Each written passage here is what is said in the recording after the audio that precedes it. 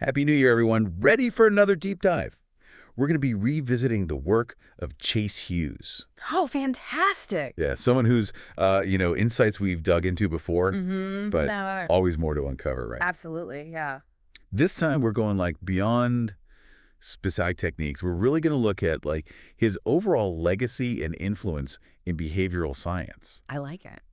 And of course we can't ignore the fact that his latest book, The Behavior Operations Manual, is making waves. Big time. This was previously a resource that was only used by elite groups like U.S. Army, PSYOPS. Yeah. That's psychological operations, if anybody doesn't know. Right. And, intelligence agencies and the likes. Yeah. Now it's available to the public. Yeah. I know, right? It's kind of mind-blowing. It is fascinating to see how that kind of knowledge that was once so closely guarded is now becoming more accessible. Yeah, and here's where it gets really interesting. Hughes isn't just like repackaging old ideas. Right. He spent years developing his own systems, Yeah. drawing from, psychology, interrogation techniques, even his experience as a former U.S. Navy officer, And remember, he wasn't satisfied with like traditional body language analysis. Right. He wanted something more Yeah. precise, something that could predict behavior with greater accuracy. And that drive for precision is what led him to create the 6-minute X-ray, or 6MX, right? Yes. This is a system that is specifically designed for rapidly profiling individuals, understanding their core fears, desires, motivators, all within, you guessed it, 6 minutes. Okay, so I'm picturing myself at a New Year's Eve party using the 6MX to decode everyone's personality in, just a few minutes. I love it. But seriously, imagine how useful this could be in everyday life, right? Yeah. You meet a new client, Mm-hmm.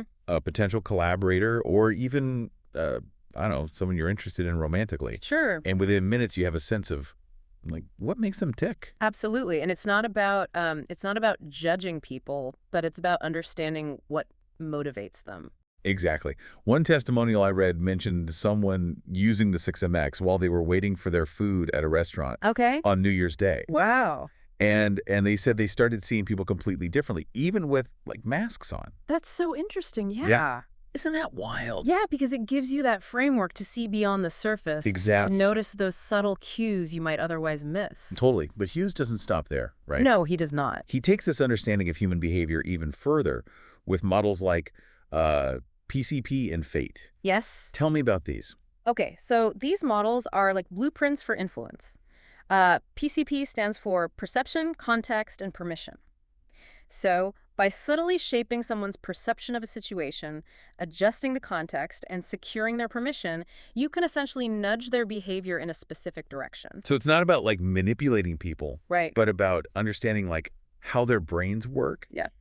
And communicating in a way that aligns with their natural processes. Precisely, it's about ethical influence, guiding people towards choices that benefit both parties. I see.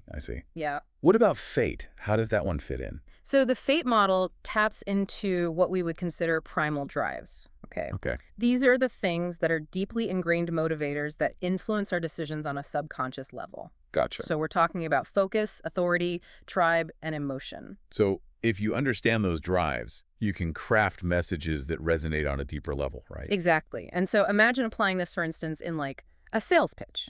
Oh, interesting. Right. Instead of just listing features, you could tap into the client's desire for status or their need for security. Suddenly, your product isn't just a commodity, it's a solution to a deeply felt need. Wow. Yeah. I can see how understanding these models could be a game changer in so many areas. Business, leadership, even personal relationships. Absolutely. But Hughes emphasizes that even with all these techniques, there's one thing that's even more crucial for success, What's that? and that is confidence. Confidence. He argues that confidence is the foundation upon which all other skills are built, right? Without it, even the most sophisticated persuasion techniques will fall flat. Yeah, and here's where it gets really interesting. Hughes admits that even he, as an expert in the field, still struggles with limiting beliefs. Really? He's not immune to those voices in our heads that say, you're not good enough or you're going to fail. That's a surprisingly relatable admission, and it makes his teachings even more impactful. Right. If someone who's achieved so much still grapples with these doubts, it gives us all permission to acknowledge our own struggles. Absolutely, but here's the key. Hmm. Hughes doesn't dwell on those limiting beliefs. Right.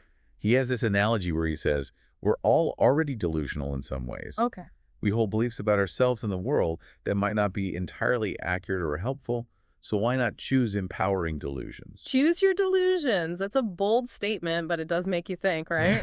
Yeah, it does. It's like saying, if we're going to believe in something, let's believe in something that lifts us up, Right. something that gives us the courage to go after what we want. It's about taking ownership of the narratives that we create in our minds and choosing to believe in our potential, even if it feels a little audacious at first. I love it. It's great. So how do we actually do that? How do we identify and combat those like deeply ingrained limiting beliefs that can hold us back? Well, Hughes provides some very practical strategies Ugh. for that. And first, he says, you need to actually identify those limiting beliefs, those negative thoughts that keep swirling around in your head. Write them down. Get them out in the open. Get them out there. Yes. Air them out. There's power in naming those thoughts because it helps to depersonalize them. Yeah. And it gives you more control over them. Right. And once you've identified them, Hughes suggests something a little unexpected. Uh-oh. Don't tell me he's going to suggest, like, positive affirmations in the mirror. Nope. This is Chase Hughes, remember. He recommends making a phone wallpaper of your biggest limiting belief. Okay, I did not see that coming. Yeah. But how does that help? Well, Are we supposed to stare at it and feel bad about ourselves? not at all. It's about exposure and detachment. Oh, okay. You're constantly looking at your phone, right? Right. So you'll see that limiting belief multiple times a day. Yeah. But instead of letting it control you, you challenge it. Okay. You ask yourself, like, how ridiculous is this belief? I like it. You know, why am I giving it so much power? It's a clever way to disrupt those automatic negative thought patterns. Yes. I like it. And it's not just about rejecting the negative. Right. Hughes also emphasizes the importance of visualizing yourself successfully, overcoming the situations that trigger those limiting beliefs. Mm-hmm. So if you're terrified of public speaking, Yeah. picture yourself giving a presentation with confidence and ease. Visualization is a powerful tool. Yeah. Totally. Athletes use it to improve their performance, and we can use it to reprogram our minds to believe in our own capabilities. But here's something really important that Hughes points out. Simply repeating positive affirmations Right. isn't enough. Just like slapping a Band-Aid on a... He compares it to watering a plant Yeah. that's sitting in toxic soil. He's saying we need to address the underlying negativity before we can truly cultivate positive beliefs. Yes. It's like trying to build a house on a shaky foundation. Totally. You need to fix the foundation first. It's not just about covering up the negativity with positive thoughts. Right. It's about digging deep and uprooting those limiting beliefs altogether. Yeah. So as we kind of wrap up this first part of our deep dive, Yeah. let's leave our listeners with a question to ponder, okay? Oh. Think about a limiting belief you have. Mm-hmm. Maybe it's, I'm not good enough, or I'll never succeed, or people won't like me. How would Hughes's strategies help you challenge that belief and choose a more empowering delusion? Ooh, that's a powerful question. And we'll explore even more of Hughes's groundbreaking insights, including those from his latest book, The Behavior Operations Manual, in the next part of this deep dive. So stay tuned.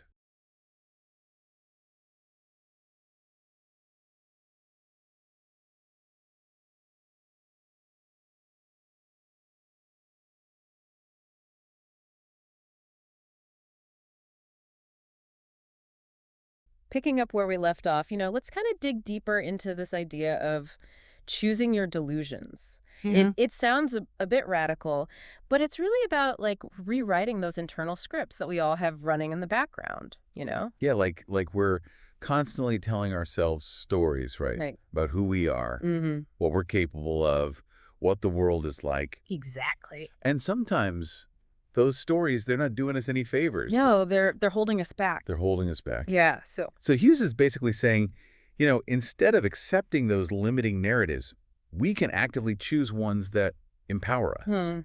You got it. It's about like hacking our own belief systems. Yeah. So how do we do that? How do we actually go from identifying those limiting beliefs to replacing them with something, more empowering? It's a multifaceted process, but as we discussed, the first step is awareness, right? Shining a light on those negative thoughts and really challenging their validity. Ask yourself, is this belief really true? Yeah. What evidence do I have to support it? Right. Because So often, those beliefs are based on, past experiences, things Hmm. people have told us, Right. or even just like fear the unknown. They Absolutely. don't necessarily reflect who we are now or who we could become, right? Exactly. It's old baggage. It is. It is. And, once you've kind of exposed those limiting beliefs, that's when the fun part begins. Okay. It's choosing a new, more empowering belief to kind of to take its I place. like that. And it might be something like, I'm capable of achieving my goals. I'm worthy of love and respect, or even I can handle anything life throws at me. Yeah.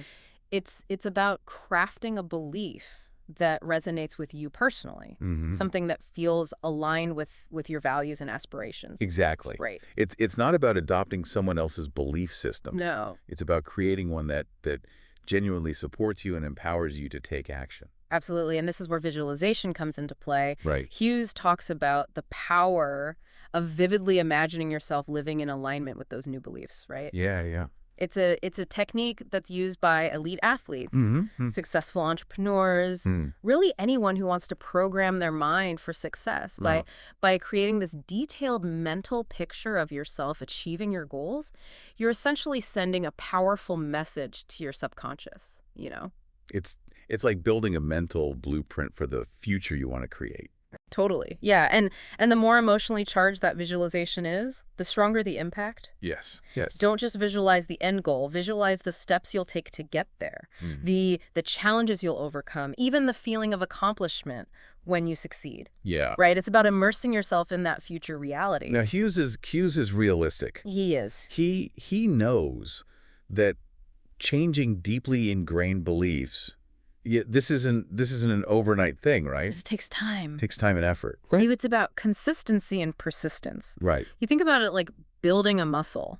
Yeah. You don't get ripped after one workout. Okay.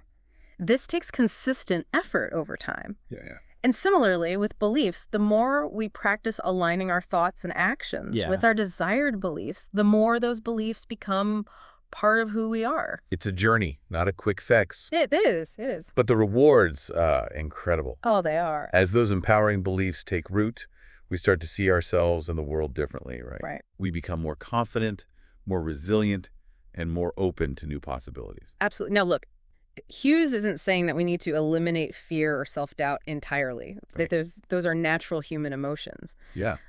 It's more about shifting our focus. Mm. Instead of dwelling on what might go wrong, we choose to believe in our ability to handle whatever comes our way. It's about reclaiming control over our inner dialogue, choosing to believe in ourselves, even when it's hard. Especially when it's hard, right? And that shift in mindset can be incredibly liberating. It changes the way we approach challenges, the risks we're willing to take, Mm-hmm. the opportunities we pursue. It can quite literally transform our lives. And all of this kind of ties into, his book, The Behavior Operations Manual. Now it's available to anyone who wants to understand human behavior at a deeper level. It really is a comprehensive guide to Hughes' methods, covering everything from rapid profiling and persuasion techniques to building rapport and overcoming resistance. And it's packed with, practical tools, real-world examples, Absolutely. and it's written in a way that's engaging and accessible, even if you're not a psychology expert, which I am not. Exactly. So what struck me about it is that Hughes doesn't just teach techniques. He emphasizes the importance of using this knowledge responsibly Right. and ethically. Ethically. He's very clear that influence should never be about manipulation or coercion. Mm-hmm. It's about understanding people Right. and using that understanding to create positive outcomes that benefit everyone involved. Absolutely. It's about building genuine connections, fostering trust, helping others achieve their goals. So as we wrap up this part of our deep dive, Mm-hmm. I'd like to pose a question to our listeners. Okay, I like it. What empowering delusion will you choose for yourself? Oh, What belief, even if it seems a little far-fetched right now, could change your life for the better? that's a powerful question to consider. Right. It's an invitation to step into a new narrative, one that embraces possibility Mm-hmm. and empowers you to create the life that you truly desire. And in the final part of our deep dive, we'll explore even more of Hughes's insights into mastering the art of ethical influence. So stay tuned.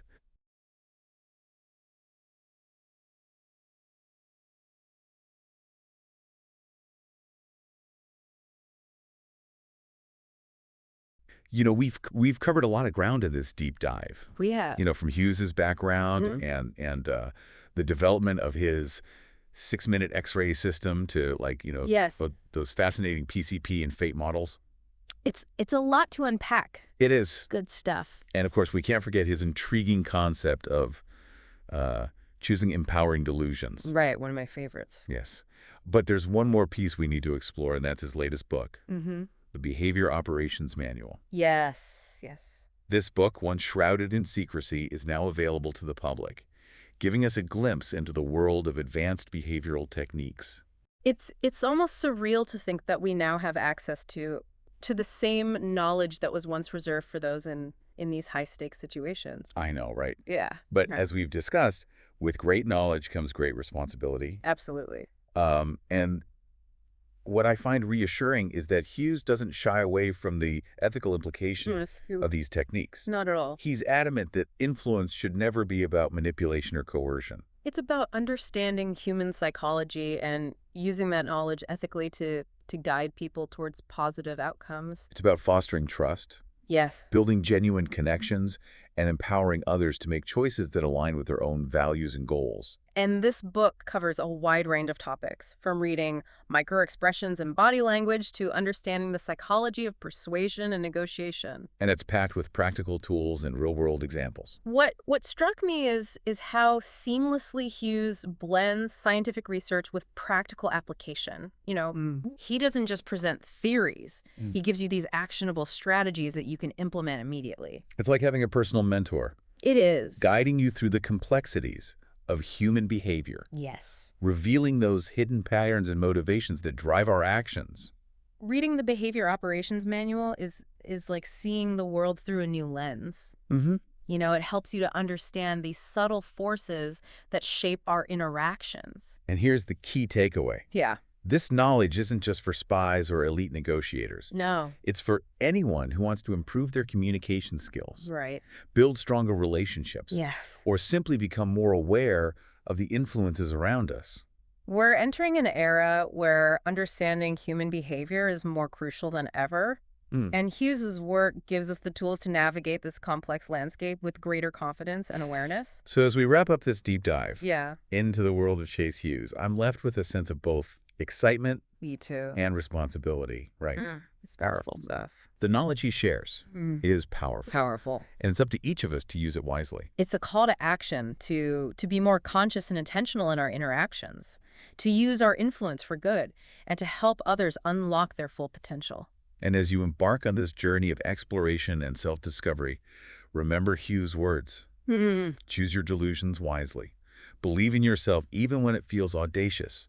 And never underestimate the power of ethical influence to create positive change in the world. Beautiful. That's it for this deep dive into the work of Chase Hughes. I love everything about this book.